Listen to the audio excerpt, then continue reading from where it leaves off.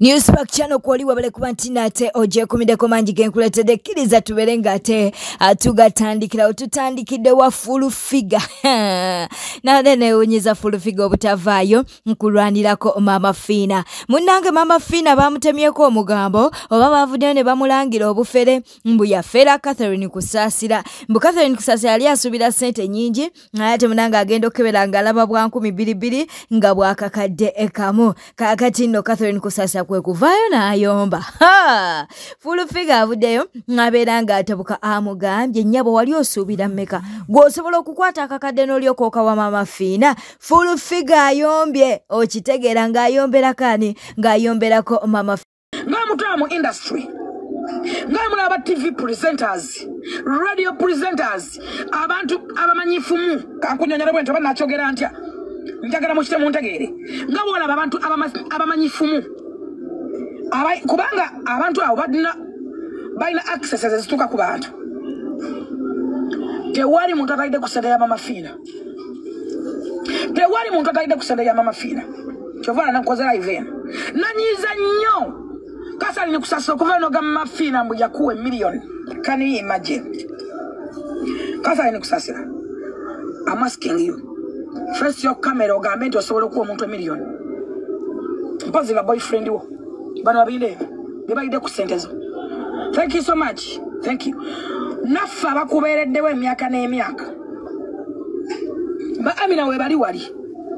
Njagala omuntu atuna mu kamera ngambe nti osobola okukwata akadoka w'omuntu. Mama Fina abadde mu concert z'essuka mu 10. Nga nebi wabigana Mama Fina nabisasula.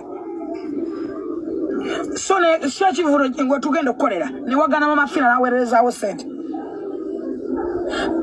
Mama Fina osobola mukwatira million n'ogimuwa tugende mpola Mama Fina gwosobola njagala bannanga abandaba kino ngenda kukyogera mu nansonyiwa natuwa ne bakalibala bakasuku bonna nga Mama Fina bawasene pya n'enkadde eyo diguli yakasuku Mama Fina yamuweerera maisana zabadde asomera hibulake mukasa Mama Fina yamuweerera maisana zabadde asomera abaana baabwe mmanji basomera sibo abo okabe njogeddeko lwa nsonga ki nti awamanyi kubanga bujjo otweyomba ne tuyerangira njagala mbabuulire natuwa nabo ne mbagamba njagala olunaku lw'abazira tufunengayo omuntu gwe tucelebrate naye tucelebrating Mama Fina ng'akyali mulamu nawe tuwete miliyoni emu tuwetemu ku bantu betumanyi Mama Fina bayambi tuwetenga 1M tukwatenga omukazi tumukolerenga surprise ku lunaku lw'abazira ne mbagamba omukazi osi atuzaala si wa kika kyaffe tumusanze bukulu nga byoya naye ne bw'olwaza mwana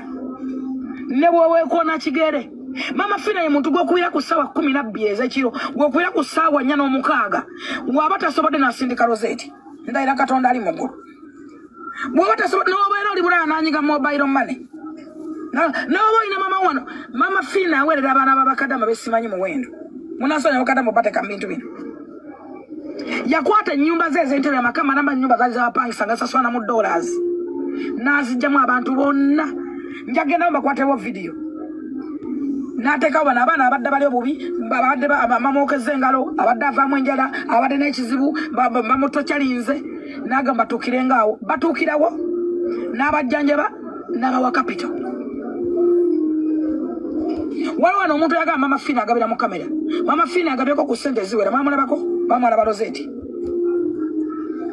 Mama Fina abantu bawadde ssente Sitasa Mayanja embaga ali ekulemye siyerabira ng'embaga egaanyi ng'ofunye omusajja omufere omubbi embaga ng'egaanyi ku last mu kuswala okunyinga okaaba oyagala kwetta weekwesi Mama Fina yayimuka ku last yakozesa miliyoni essuka mu 15 okuyisobola okuyimirizaawo embaga yene abagamba ng'oteka kabiro nkinga temwesobola lwaki muyita ab'ekika kyammwe ne bajja mmwe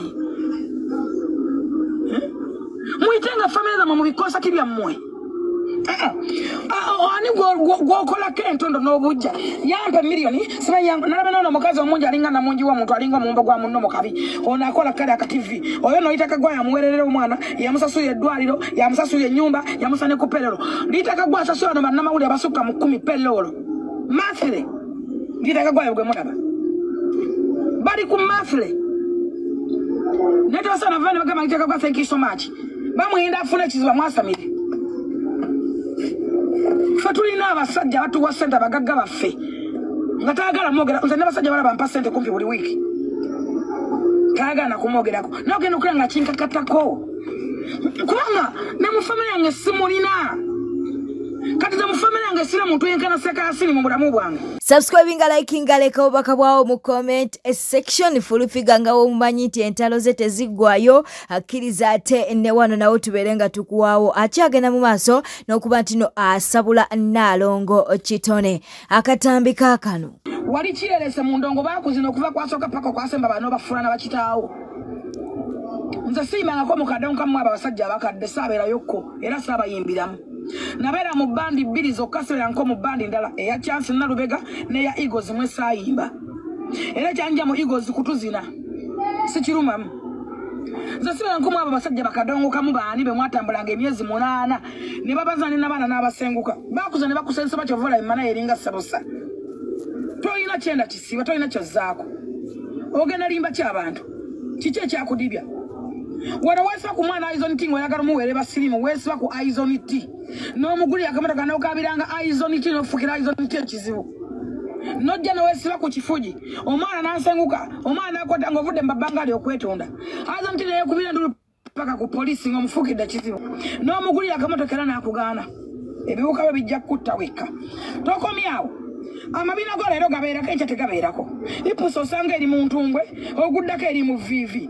Oyambala butamu, oteekamu busefuliya, bufaliso buno bwa Justin Nantume, oba obubira akabina katambula. Oba gwe kenyini oli mu mochari. Leero kalabako nga kali mu kkundi. Enkya n'okasanga mu vivi. Eruli ne kabeera mu ntumbwe. Awatuufu kabeerawo abantu baba batunula.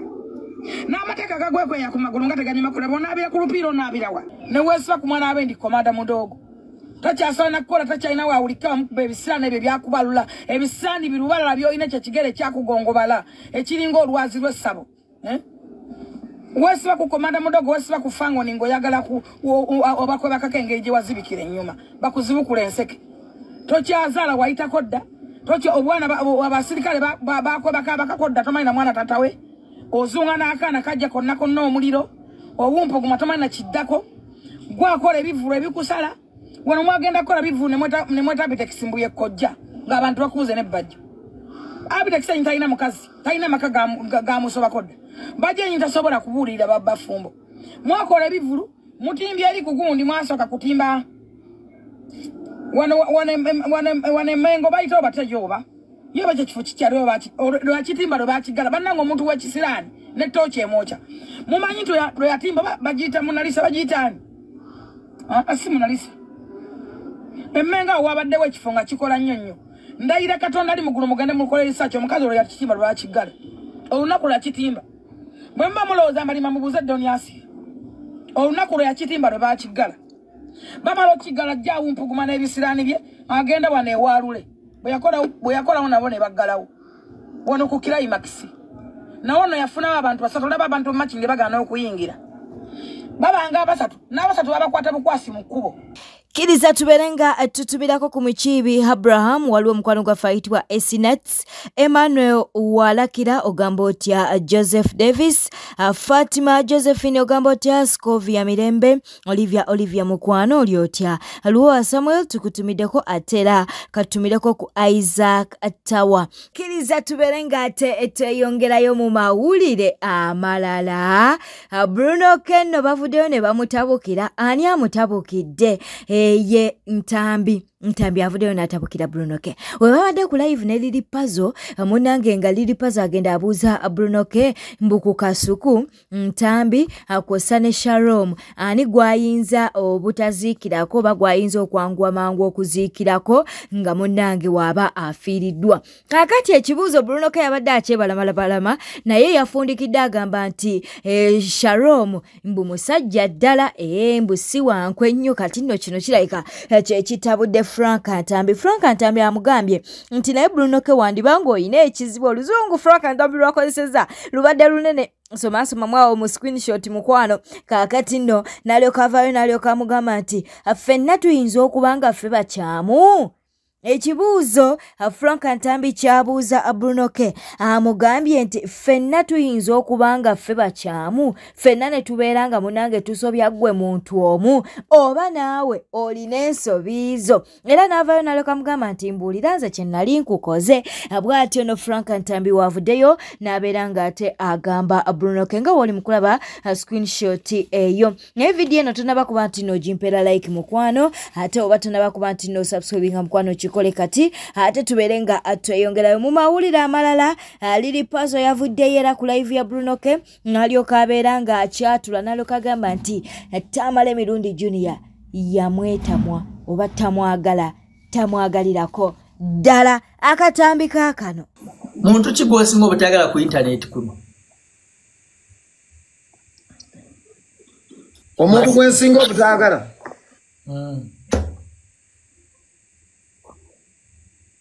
kontenti we oba endabika ye ngugamba musajja oyo saagala kasasiro saagala oba omukazi kabanirwa Tamale Emirundi iba lwasambirira olunaku lulamba owaani yalogondo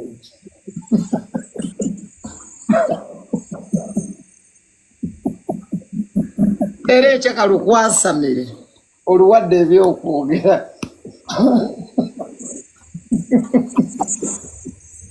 nze mpakula entalo ku bbeera yesi nja kuba neegendedde mu faamu lulyoke lukanuka amaaso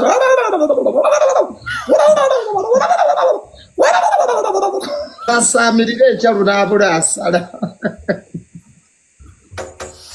bazobuuza Bujoni yandi fake friend iyendi waliwo atakimanyi nti muli wangu nze kunkwekwe njagala okukidda mu kiwulire ndi muli wangu amwe yipo kuwiti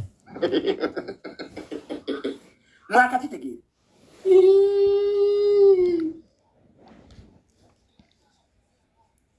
ndi muli wangu ndi fake friend gwalodeko nga negani ndi hypocrite sina mpisa era Junior uyavuse niyo tulukarazi gendo osige nyumba ye ate batulukarazi zange ozitegedde zikozesa okusiga amalalo gewa omalaako mirembe nze najja ku internet kunjagala ndi malaya nti netunda saakumanyira